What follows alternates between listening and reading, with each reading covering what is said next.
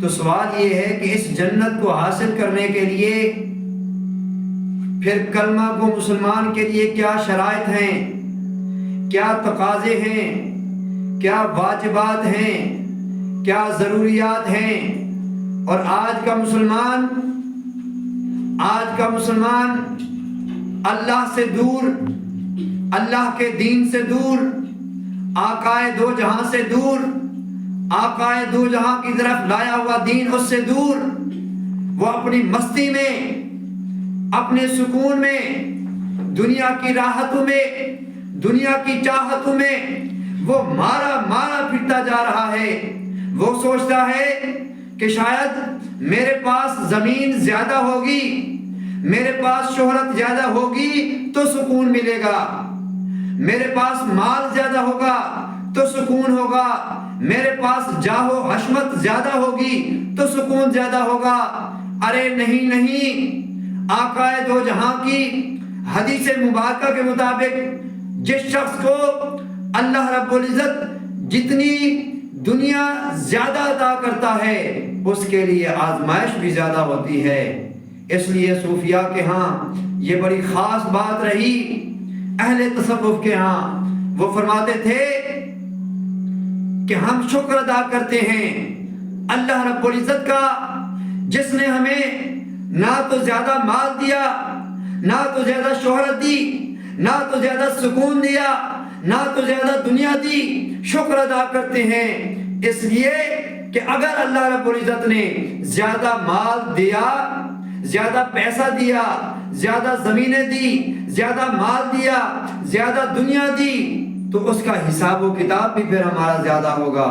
کم دیا ہے تو مطلب یہ ہے کہ اللہ کے حضور جب ہم حاضر ہوں گے، اللہ کے حضور جب پیش ہوں گے، جب ہمارا سامنا اللہ کے حضور ہوگا تو مطلب یہ ہے کہ ہمارا پھر حساب و کتاب بھی آسان ہوگا۔ تو سامعین کرام، اس پر نازا نہ ہوں، اس پر فخر نہ کیا کریں کہ مال ہے ہمارے پاس شہرت ہے، ہمارے پاس جاہ و منصب ہے، ہمارے پاس سرداری ہے، ہمارے پاس دنیا ہے، ہمارے پاس بڑی عزت ہے، بڑا فخر ہے، بڑا ناز ہے۔ ارے نہیں، ناز سمجھنا ہے تو اللہ کی بندگی میں ناز کو سمجھو۔ اگر عزت حقیقی معیار کو سمجھنا ہے تو ان اکرمکم عند اللہ اتقاکم، تو تقوی کا معیار کو سمجھو، عزت کے معیار کو سمجھو، شہرت کے معیار کو سمجھو، ارے طاقت کے معیار کو سمجھو۔ آج ہم طاقت مال کو قرار دیتے ہیں، طاقت اپنی قوت کو قرار دیتے ہیں۔ جسم مضبوط ہو تو سمجھتے ہیں ہم بڑے طاقتور ہیں، بڑے قبیلے سے ہو تو بڑا سمجھتے ہیں اپنے آپ کو۔ تو سنیں، بڑا وہی ہے جو اللہ کی نظر میں بڑا ہے، عزت والا وہی ہے جس کو اللہ رب العزت عزت دے، شہرت والا وہی ہے جس کو اللہ رب العزت کی طرف سے شہرت ملے۔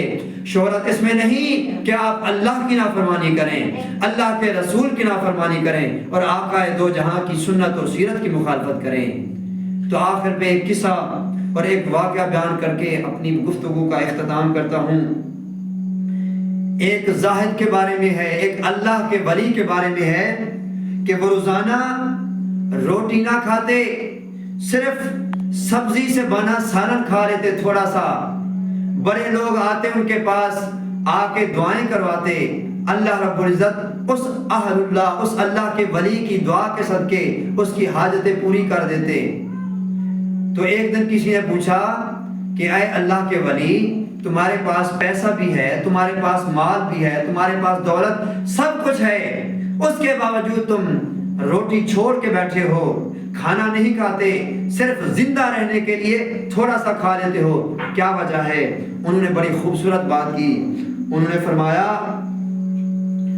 میں اس لیے تھوڑا کھاتا ہوں اس خیال سے کہ زیادہ کھاؤں گا تو میرا زیادہ وقت دنیا میں صرف ہوگا، قضائے حاجت کو پورا کرنے میں خرچ ہو جائے گا۔